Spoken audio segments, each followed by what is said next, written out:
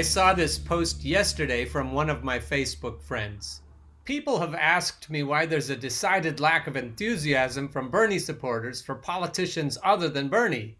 I've heard it referred to as a cult, as a purity test, as bros. As someone who has been a Democrat my entire voting life but believes strongly in Bernie's ideas, I think I can explain. A lot of Bernie supporters aren't lifelong Democrats, though like me, quite a few are. They are folks who have spent their lives feeling like no political party or politician speaks to their issues with urgency and empathy. They're folks who have been left behind by government no matter who was in charge. They're the people of Flint who haven't had clean water. They're the folks who can't afford to see a doctor when they're sick. They're the students who are saddled with college debt. They're black and brown and live with mass incarceration no matter who's in charge. Bernie and a cohort of his House and Senate colleagues speak to their pain with urgency and empathy. They speak of solutions and not in platitudes. This is why people have flocked to this particular campaign and knocked doors in the freezing cold of New Hampshire, why they traveled to states in groups to get out the vote. It was one of the few campaigns that spoke to their struggles and offered bold solutions. Once you've been seen and heard, it's hard to go back. It's hard to accept half measures. Now, is Joe Biden a better candidate than Donald Trump? Yes. No. Sorry, no. Joe Biden will never tell the American public to ingest bleach to get rid of a pandemic. But his plan to lower Medicare to the age of 60 doesn't come close enough to helping people see a doctor when they're sick. If they're 28, they don't have years to wait. They need care now. This is what the Democratic Party fails to understand. When people's needs are urgent, half measures don't cut it. I have to stop here and say that Joe Biden is worse because of austerity. The Democrats are actually worse than the Republicans when it comes to austerity measures in terms of balancing the budget. The Democrats have been better at balancing the budget, which means they've been worse about taking care of the needs of workers. When you have a fiat currency, you don't need to balance the budget. That's just a way to tell people that they can't have what they need. And we never balanced the budget by cutting the military. We never balanced the budget by increasing taxes on the wealthy.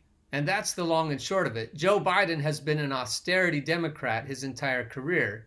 The only reason to harp on balancing the budget is to tell workers that they don't matter. This is what the Democratic Party fails to understand. When people's needs are urgent, half measures don't cut it. You want to see the people in power fight for you and fight hard, win or lose. And while Bernie and other colleagues don't always win, they fight. And when they lose, they are truthful in their assessment. All of us have fought for something we believe in and lost in our lives. We don't always expect our leaders to win, but we expect them to fight. I have to say here, though, that Bernie and AOC and Elizabeth haven't done much to hold Chuck and Nancy's feet to the fire. These relief bills are relief for corporations and not for workers. Bernie and AOC could do a lot more if they were trying to hold Nancy Pelosi and Chuck Schumer accountable for what's going on right now. I don't plan to leave the Democratic Party. I plan to make it a better party and to make sure that we have more Bernies and AOCs and Ro Khannas and Pramila Jayapals in office. They not only look like America, they speak for the folks who have spent their lives unseen and unheard. And as I said, once you've seen and heard, you won't quietly go back in the shadows, not without a fight. I'm still not persuaded that we can get done what we need to get done through the DNC, which is a more corrupt party in many ways than the Republican Party. I'm at the point where I think we should abandon both parties. So no, Bernie bros aren't purists or cult members. They just want health care, a living wage, clean water and air, and they don't have the privilege or luxury of waiting years for those things to come their way. If you want them on board, speak to their struggles. See them and hear them. Lift them up instead of shutting them down. That's how you get the unity people are desperately seeking. It's not red or blue for most folks. It's life or death. And on this show, as far as voting goes, it's voting for corporatists versus voting for populists. And despite all the people yelling about privilege, you can only vote for a corporatist from a place of privilege. Now, this guy is the kind of guy we need to do some explaining to. He says, I keep hearing that people can't get passionate or excited by Biden. Although I always vote whether excited or not, I can't think of anything I feel more passionate about than saving our democracy.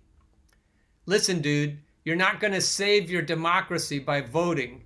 The only way you could save your democracy by voting is if there were people that you could vote for who would save democracy, who have any intention of saving democracy. When both parties rig their processes to keep out populist insurgents, then voting isn't going to help. The reply is, I'll vote for him just as I always have, meaning voting Democrat in the presidential election no matter what. But if you're someone who lives on the poverty line, doesn't have health insurance, is saddled with student debt, lives paycheck to paycheck with no workplace protections, doesn't live in a safe and secure neighborhood, saving democracy is an abstract concept at best. And then comes back the privileged asshole reply. I'm sorry, but severe as it may sound, I don't believe in making excuses for people who fail to exercise their civic duty. But voting green is not failing to exercise your duty, and it's not propping up corporate sock puppets. And not voting when there's no one good to vote for also is not failing. We've got to get over this bullshit now. I've seen this over and over, and I'm sure you have too. And hopefully you could show them this video or you could show them this article. I'll link to it. We need a more radical type of canvassing. We need the more desperate voters, particularly young voters, to speak to the older voters who are too privileged to understand that they can't keep voting for neoliberal sock puppets. When you see this kind of bullshit like Daniel's here, please put these articles in front of their faces over and over and over. Let them know that we have to get over this kind of shit now.